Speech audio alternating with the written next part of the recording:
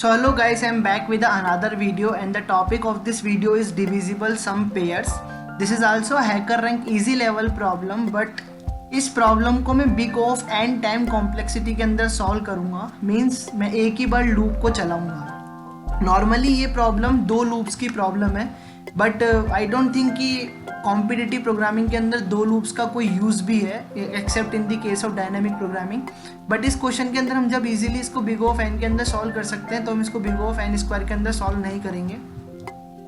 So if you want to solve this in big of n square then this is a quite easy problem, but if you want to solve it in big of n then you need to take care of some things, right? आपको उसके लिए map आना चाहिए. Map क्या होता है? Hashing basically, जिसे हम कहते हैं कि how to make use of hashing and you will also have to do some tricks, right?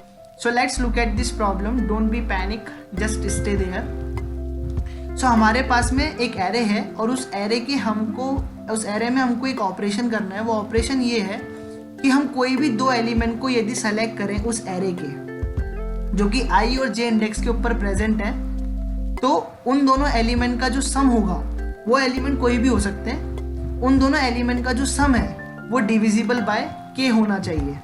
अब अगर हम एन स्क्वायर की अगर बिग ऑफ एन स्क्वायर मतलब दो लूप की यदि बात करें तो हम कोई भी एक एन आई को सेलेक्ट कर सकते हैं और बाकी आई प्लस वन से लेकर हम एन तक उस सेकेंड लूप को चलाएंगे.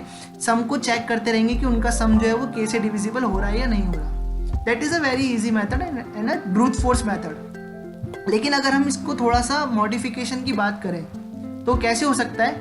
जैसे सपोज हमको इस एरे के अंदर हमको कोई भी दो एलिमेंट सेलेक्ट करने जिनका सम जो है वो 5 से डिविजिबल हो. तो अगर एग्जांपल की बात करें तो 2 + 3 will make that pair and 4 + 6 will make that pair and 1 + 4 will make that pair. There are 3 pairs that are present. तो अगर मैं सपोज 6 + 3 को यदि मैं ऐड करता हूं तो वो 9 आता है, राइट? और अगर मैं that is and 9 divide by 5 will also make 9 divide by 9 modulo 5 will make 4. And अगर मैं 6 को कन्वर्ट करता हूं 1 में, दैट इज अगर 6 और 5 मतलब 6 अगर डिवाइड होगा 5 से तो रिमाइंडर कितना बचेगा? रिमाइंडर हमारे पास में 1 बचेगा. सिमिलरली अगर 5 से डिवाइड होगा तो रिमाइंडर कितना बचेगा? 0. तो अगर सपोज ये एरे मॉडिफाई होके 1, 2, 3, 4, 0, 1 हो जाता है, या फिर जो भी एलिमेंट जिनकी वैल्यू k से ज़्यादा हो जाती है तो हम उनका रिमाइंडर इस एरे के अंदर स्टोर कर लेंगे. उसका फ़ायदा क्या होगा? उसका फ़ायदा ये होगा कि फिर सिर्फ और सिर्फ हमको दो ऐसे एलिमेंट निकालने पड़ेंगे जिनका सम k के बराबर आ जाए. फिर से सुनिए मेरी बात को. जो भी एलिमेंट जिनकी वैल्यू k से ज़्यादा या k के बराबर होगी हम उनका रिमाइंडर स्टोर करेंगे after dividing it by k. जैसे suppose 7 divide by 5 will give 7 modulo 5. Basically remainder कितना बचेगा? 2. 8 का रिमाइंडर कितना बचेगा? 5 से डिवाइड करने पे 3. 9 का बचेगा 4. 10 का बचेगा 0. सिमिलरली 11 का बचेगा 1. 12 का बचेगा 2. In this case we will store these values in this array. उसका एडवांटेज ये होगा कि फिर सिर्फ हमको दो ऐसे एलिमेंट निकालने पड़ेंगे इस एरे के अंदर जिनका सम k के बराबर आ जाए. So for that we will make use of hashing और we can say map basically. तो बेसिकली हमको आई जो है वो जे से स्मॉलर रखना है, मतलब हमको सिर्फ आगे वाली वैल्यूज की परवाह करनी है, right? Suppose in like that से अनदर सैंपल इनपुट. यहाँ पर हमको दो ऐसे एलिमेंट सेलेक्ट करने जिनका सम जो है वो 3 से डिविजिबल हो. तो इसके अंदर हमारे पास में जो 3 है वो 0 में कन्वर्ट हो जाएगा एंड 6 जो है वो भी 0 में कन्वर्ट हो जाएगा. उसका एडवांटेज होगा जैसे हमारे पास में 1 आया तो 1 आने के बाद में हम 3 - 1 दैट इज अब हमें ऐसी वैल्यू चाहिए जो 2 के बराबर हो. तो 2 यहाँ पे 2 बार अचीव होगा, दैट इज ये वाला 2 और ये वाला 2. मतलब इस 1 के लिए पेयरिंग कौन कौन सी हो सकती है? With this 2 and with this 2. Similarly with this 6 3 के साथ में 3 का जो मॉड्यूल है वो 0 के बराबर आएगा.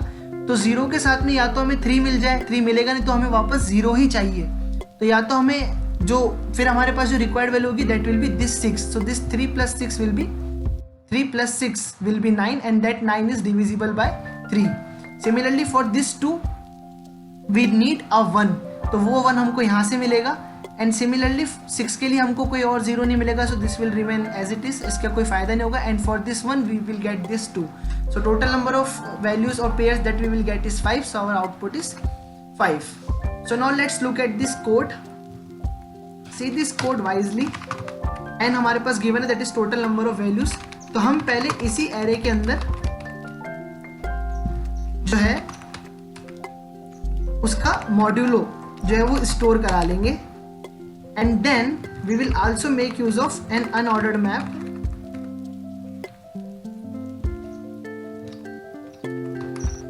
ये हमारे पास में एरे जो मैप जो है वो ये स्टोर करेगा कि कितनी कौन सी वैल्यू कितने नंबर ऑफ टाइम्स इस एरे के अंदर रिपीट हुई है, या कितनी बार उसकी अकरेंस है।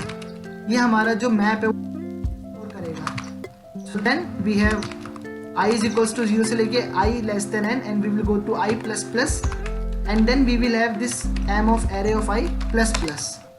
Now we will make a count that is equals to 0, and then we will start counting it from 0th index to nth index.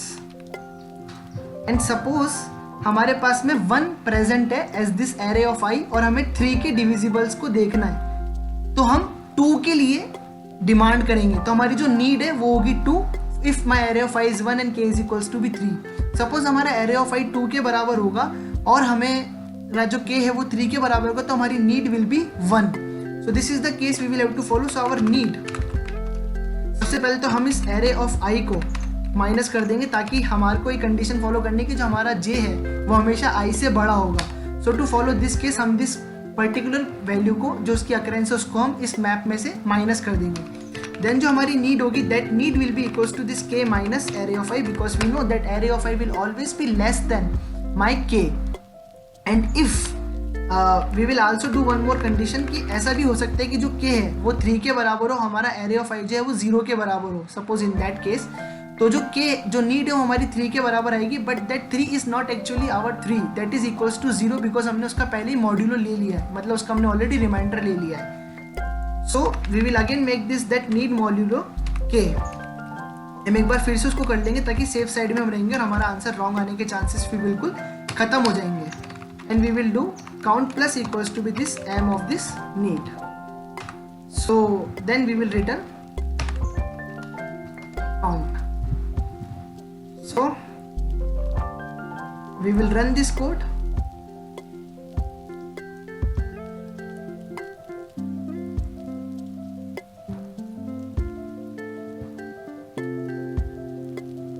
Now we will submit this code. Basically आप जब इसके अंदर reminder को जब निकाल लोगे हर एक value के, तो आपके पास में बहुत ईजीनेस रहेगी. आपको हर एक वैल्यू का जो मॉड्यूलो ऑपरेशन है वो चेक करने की जरूरत नहीं पड़ेगी. फिर आपको सिर्फ ये देखना है कि किन्हीं भी 2 एलिमेंट का सम यदि k के बराबर हो जाए, this means your that pair is your answer. If you still have any doubts and you want me to publish a separate solution which will solve this question in big of n square times, then do write it in the comment section. I will be more than happy to help you. If you find this video helpful, then do like and subscribe to my channel, and have a nice day.